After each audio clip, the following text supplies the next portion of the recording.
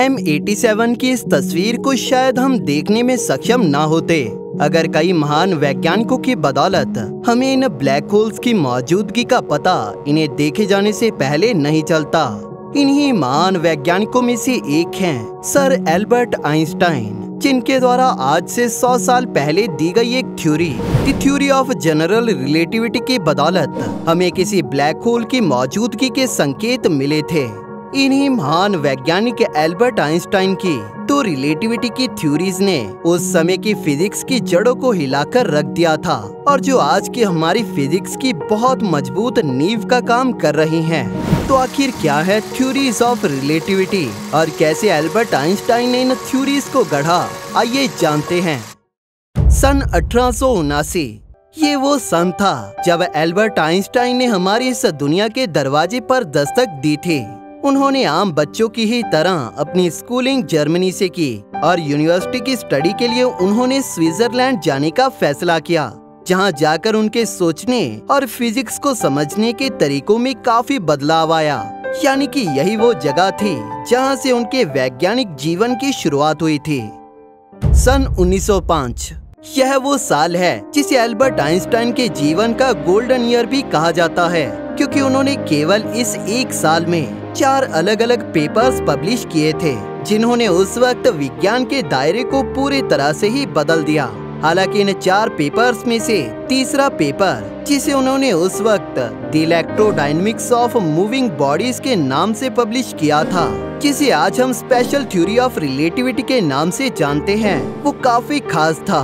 इस पेपर ने उस वक्त पूरी दुनिया पर एक बहुत बड़ा इम्पैक्ट डाला था और ये वो पेपर था जहां से उनकी स्पेशल थ्योरी ऑफ रिलेटिविटी का जन्म हुआ। एल्बर्ट आइंस्टाइन ने इस स्पेशल थ्योरी ऑफ रिलेटिविटी में उस समय के महान वैज्ञानिक सर आइजैक न्यूटन की एब्सोल्यूट स्पेस टाइम और सर जेम्स क्लर्क मैक्सवेल की लाइट की स्पीड के कांस्टेंट होने की थ्योरी का खंडन किया था। आइजैक न्यूटन एक ऐसे वैज्ञानिक थे जिन्होंने हमें मोशन, ग्रेविटेशन और एब्सोल्यूट स्पेस और टाइम के बारे में बताया था। सर आइजैक न्यूटन का एब्सोल्यूट टाइम को लेकर कहना था कि टाइम अपने एक कांस्टेंट रेट पर फ्लो करता है और जिसे किसी भी बाहरी एंटिटी द्वारा कंट्रोल या डिस्टर्ब किया नहीं जा सकता। उनका कहना था कि लाइट की जो स्पीड है वो भी चेंज हो सकती है, लेकिन टाइम एब्सोल्यूट है, यानी कि इसे चेंज किया नहीं जा सकता। सर आइजैक न्यूटन का एब्सोल्यूट स्पेस को लेकर कहना था कि एब्सोल्यूट स्पेस भी किसी बाहरी एंटिटी द्वारा बदला नहीं जा सकता, यह हमेशा एक समान और बिल्कुल एक जगह पर रहता है। आइजैक न्यूटन की एब्सोल्यूट स्पेस और टाइम की थ्योरीज को जहां ज्यादातर वैज्ञानिकों द्वारा माना गया था, वहीं सर एल्बर्ट आइंस्टाइन ने अपनी स्पेशल थ्योरी ऑफ रिलेटिविटी में एब्सोल्यूट स्पेस और टाइम के कॉन्सेप्ट का पूरा विरोध किया। उन्होंने अपने इस पेपर में बताया कि एब्सोल्यूट फ्रेम नाम की कोई भी चीज नहीं होती। आप जब भी किसी चीज की वेलोसिटी या उसके मोमेंटम या वो टाइम को कैसे एक्सपीरियंस करता है इसे मेजर करेंगे तो वो किसी दूसरी चीज के रिलेशन में ही होगा। अब बात करते हैं सर जेम्स क्लर्क मैक्सवेल की। 19वीं शताब्दी के मध्य में सर जेम्स क्लर्क मैक्सवेल ने एक ऐसी इक्वेशन का पता लगाया था जिसे आज हम मैक्सवेल इक्वेशन कहते हैं, जो हमें इलेक्ट्रिसिटी और मैग्नेटिज्म के बिहेवियर के बारे में बताती है और जो हमारी आज की मॉडर्न टेक्नोलॉजी का बेस है। उनके इस इक्वेशन से उन्होंने ये अनुमान लगाया था कि इलेक्ट्रोमैग्नेटिक वेव्स लाइट की स्पीड पर बहती हैं और जिसने हमें यह भी बताया कि लाइट एक इलेक्ट्रोमैग्नेटिक रेडिएशन है।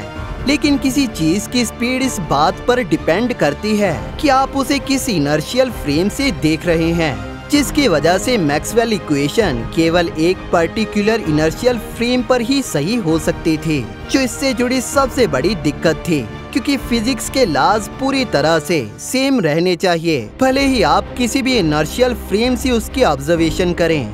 इस प्रॉब्लम से बाहर आने के लिए जेम्स क्लर्क मैक्सवेल ने ये सोचा कि लाइट को किसी मीडियम से ट्रेवल करना होगा, जिसे उन्होंने ईथर का नाम दिया। ये बिल्कुल वैसा है जैसे साउंड को ट्रेवल करने के लिए एयर की जरूरत रहती है। मैक्सवेल इक्वेशन द्वारा प्रिडिक्ट की गई स्पीड ऑफ लाइट को ईथर के रिलेशन में बताया गया। इसका मतलब कि अगर आप स्पीड ऑफ लाइट को ऑब्जर्व करते हैं और वो मैक्सवेल की प्रेडिक्शन से अलग आती है, तो इसका मतलब ये नहीं है कि दूसरों के कंपैरिजन में आपके इनर्शियल फ्रेम में फिजिक्स के लॉज बदल गए हैं, बल्कि इसका कारण होगा कि आपका इनर्शियल फ्रेम ईथर के रिलेटिवली मूव कर रहा है। लेकिन स्पीड ऑफ लाइट के बारे में एल्बर्ट आइंस्टाइन ने अपनी स्पेशल थ्योरी ऑफ रिलेटिविटी में कहा कि स्पीड ऑफ लाइट हमेशा ही सेम रहती है, चाहे उसे कोई भी मेजर कर रहा हो और चाहे वो पर्सन कितना भी तेज जा रहा हो। हमारे यूनिवर्स में कोई भी ऐसी चीज नहीं है जो लाइट की स्पीड से तेज ट्रेवल कर सकती है। इसका मतलब कि अगर स्पीड ऑफ लाइट हमेशा सेम रहती है, तो अगर कोई एस्ट्रोनॉट जो पृथ्वी के रिलेटिव में काफी तेजी से सफर कर रहा है, तो पृथ्वी पर मौजूद एक ऑब्जर्वर के मुकाबले उस एस्ट्रोनॉट के लिए टाइम थोड़ा धीमा हो जाएगा, जिससे एक ऐसा फिनोमिना जन्म लेता है जिसे हम टाइम डायलेशन कहते हैं। अब इन इतनी कॉम्प्लेक्स चीजों को समझने के लिए हम यहाँ समझते हैं एक एग्जाम्पल को, जिसे एल्बर्ट आइंस्टाइन ने इस थ्योरी को समझाने के लिए खुद दिया था। इमेजिन कीजिए कि आप एक रेलवे स्टेशन पर पूरी तरह से स्टिल खड़े हो, तभी वहाँ से एक ट्रेन काफी तेजी से गुजरती है और जैसे ही वो गाड़ी अपने मिडल पॉइंट के करीब आपके पास पहुँचती है, तो उसके आगे और पीछे के हिस्से से थोड़ी दूरी पर बिजली गिरती है। इन दोनों जगह पर गिरी बिजली की रोशनी आपसे एक ही दूरी पर है और आप तक पहुंचने में एक सा ही समय लगाती है और बिल्कुल एक ही समय पर आपकी आंखों तक पहुंचती है, तो आप यही कहोगे कि यह दोनों एक ही वक्त गिरे थे। हालांकि एक और ऑब्जर्वर जो उस ट्रेन के उस ठीक मिडल पॉइंट पर मौजूद है और आपकी तरह स्टिल खड़ा है, यानी कि उन दोनों बिजलियों से पैदा हुई रोशनी को उस ऑब्जर्वर तक पहुंचने के लिए सेम दूरी तय करनी पड़ेगी। लेकिन उस ट्रेन की तेज रफ्तार से चलने के कारण उस ट्रेन के पीछे टकराई बिजली को ज्यादा दूरी तय करनी पड़ेगी और जो उस ट्रेन के आगे टकराई बिजली की रोशनी से कुछ पल बाद उसकी आंखों तक पहुंचेगी। जैसे उन दोनों बिजली की रोशनी अलग अलग समय पर उस ऑब्जर्वर की आंखों तक पहुंचेगी, तो वो कह सकता है कि वो अलग अलग समय पर टकराई थी।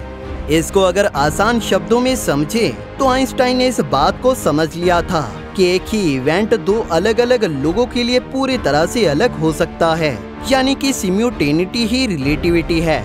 इसी के साथ एल्बर्ट आइंस्टाइन की इस स्पेशल थ्योरी ऑफ रिलेटिविटी ने हमें एक खास इक्वेशन भी दी। Energy is equal to mass into speed of light square और E is equal to mc square. इस इक्वेशन से हमने जाना कि मास और एनर्जी एक दूसरे से इंटरचेंजेबल हैं, यानी कि इन्हें एक दूसरे के साथ बदला जा सकता है। अगर हम मास को एनर्जी में पूरी तरह से बदलें, तो हमें इससे एनर्जी की एक भारी मात्रा मिल सकती है। इसकी सबसे कॉमन एग्जाम्पल है atomic bomb. Sir Albert Einstein की स्पेशल थ्योरी ऑफ रिलेटिविटी उस समय इतनी एडवांस थी कि 1920 के दशक में जाकर फिजिक्स कम्युनिटी उनकी इस थ्योरी को समझ पाई थी और जिसके बाद इसे एक्सेप्ट भी किया गया। सन 1907 में एक दिन एल्बर्ट आइंस्टाइन ने ऐसे ही बैठे बैठे यह सोचा कि अगर कोई इंसान फ्री फॉल कर रहा हो तो वे अपने वेट को महसूस नहीं कर पाएगा। आइंस्टाइन खुद इस बात से काफी ज्यादा हैरान हुए और उन्होंने ये महसूस किया कि ग्रेविटी के पास एक प्रॉपर्टी है और केवल ग्रेविटी ही एक ऐसी फोर्स है जिसके पास ये प्रॉपर्टी है, जो है कि अपने ही इफेक्ट के कारण खुद गायब हो जाना। अगर हम फ्री फॉल कर रहे हैं और ग्रेविटी के इफेक्ट में हैं, तो हम यह बिल्कुल भी महसूस नहीं कर सकते कि हम ग्रेविटी के इफेक्ट में हैं। दोस्तों, यह वो कुछ पल थे जहां से सर एल्बर्ट आइंस्टाइन के दिमाग में थ्योरी ऑफ जनरल रिलेटिविटी की शुरुआत हुई थी। उस कुछ पलों के एक आइडिया से सर एल्बर्ट आइंस्टाइन ने 1915 में एक और खास थ्योरी ऑफ जनरल रिलेटिविटी को पब्लिश किया। आइंस्टाइन ने अपनी इस थ्योरी में हमें यह बताया कि हमारी फंडामेंटल फोर्स ग्रेविटी, जो ऑब्जेक्ट्स को एक दूसरे की तरफ खींचने का काम करती है, वो स्पेस टाइम को कर्व या वार्प कर सकती है। वो पहले वैज्ञानिक थे जिन्होंने स्पेस और टाइम को मिलाकर स्पेस टाइम के कॉन्सेप्ट को हमारे सामने रखा था। उनके उस पेपर से हमें यह पता चलता है कि कोई भी ऑब्जेक्ट जितना ज्यादा बड़ा होगा, उससे स्पेस और टाइम में उतना ही बड़ा कर्व बनेगा। इन बड़े ऑब्जेक्ट्स के मास के ज्यादा होने के कारण इनकी ग्रेविटी भी उतनी ज्यादा पावरफुल होगी, जिसकी वजह से इनके पास आने वाली कोई भी छोटी वस्तु इनको ऑर्बिट करने लगेगी। प्लैनेट्स इसी तरह से तारों द्वारा बनाई गई उस स्पेस टाइम की कर्व में फंस जाते हैं। सन 1960 दोस्तों ये वो वक्त था जब जनरल रिलेटिविटी को ज्यादा वैज्ञानिकों द्वारा समझा और अपनाया गया, जिसकी बदौलत ये theory of general relativity physics और एस्ट्रोनॉमी का केंद्र बन गई थी।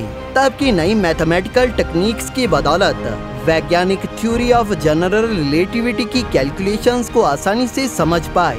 सर एल्बर्ट आइंस्टाइन की इन दोनों रिलेटिविटी की थ्योरीज की बदौलत हमने 1963 में पहले क्वासर, 1965 में माइक्रोवेव बैकग्राउंड रेडिएशन, 1967 में पहले पल्सर और 1981 में ब्लैक होल के पहले कैंडिडेट को खोजा था। इनके अलावा भी हमारे द्वारा बहुत से टेस्ट किए जा चुके हैं, जिनसे हमें इन थ्योरीज के सही होने का प्रमाण मिलता है। दोस्तों 20वीं सदी के महान वैज्ञानिक एल्बर्ट आइंस्टाइन के द्वारा दी गई इन थ्योरीज को और डिटेल में जानने के लिए हमें कमेंट सेक्शन में नीचे बताइए। दोस्तों आपका इस वीडियो के बारे में क्या कहना है, हमें नीचे कमेंट सेक्शन में जरूर बताइए। अगर आपको ये वीडियो पसंद आई तो इसे लाइक और शेयर जरूर करें और इसी तरह की वीडियोस देखने के लिए हमारे चैनल स्पेस डोज को सब्सक्राइब करना बिल्कुल भी ना भूलें और बेल नोटिफिकेशन ऑन जरूर कर लें ताकि नई वीडियोस की नोटिफिकेशन आपको अपलोड होते ही मिल जाए। Thank you for watching. दोस्तों इस वीडियो को अंत तक देखने के लिए आप सभी का धन्यवाद।